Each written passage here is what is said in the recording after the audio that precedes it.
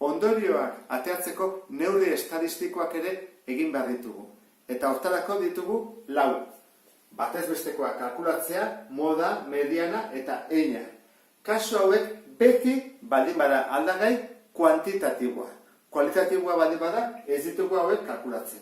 Orduan, nola egiten da hori? Goazen ikustea batez bestekoa.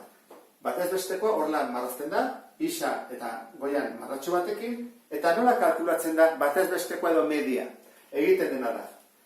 Hartu datua, adibidez bat, erantzuna bat. Zenbat aldiz bider 3? Bat 3 aldiz. Gehi, ikusten duzu bezak, da isa bider F. 2 bider 13. Gehi, 3 bider 6. Gehi, 4 bider bat, 4 behin bakarrik dagoako. Eta zerekin zatitu behar dugu, ze zenbakirekin, n-erekin. N zein da denen batura, maiztasun absoluten batura, zati 23. Horran, guk honen kalkuladora eman barkaren nioke, bat bider 3, 2 bider 13, 3 bider 6, 4, eta horien batura, atatzen zaigu 51, zati 23, eta kalkulagailuakin, egin jarraitu, eta atatzen zaigu 2,2. Horran, nesken batez bestekoa da 2,2.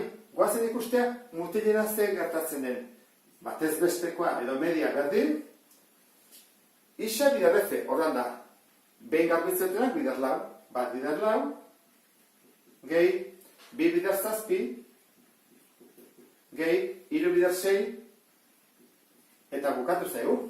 4 bider 0 ez dugu egingo, 4 bider 0, 0. Eta zati, zenbat dira guztira, 17. Orduan, kalkulagailuakin egiten badegu, emaitza, goiko hartatzen zaigu 36, eta behan 17 dugu, zaktiketa egiten badugu, atatzen zaigu 2,1. Horren, ikusten ez duen bezala, nahiz eta eman oso zenbaki desberdina direla, batez bestekoak dira oso antzekoak. Amartar bat bakarra diferentzia, 2,2 eta 2,1. Hoi da, lehenengoa, batez bestekoak. Moda kalkulatzeko jakin behar dugu nor duen maiztasun handiena. Eta hortarako F behiratu behar dugu. Horren, moda jartzen da, M eta O txiki bat, bat, 3 bakarri daude, 2, 13. Hoi da, modan dagoena.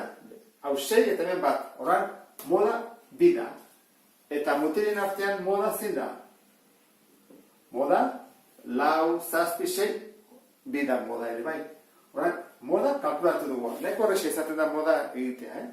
Koinziditu behar du, edo bat izan behar du, batez beste horreta modak? Ez, izan daiteke edo ez.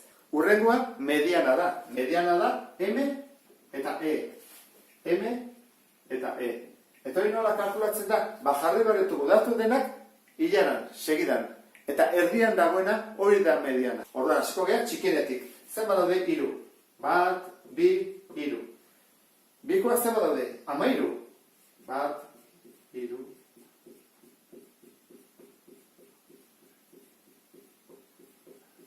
Bat, 2, 3.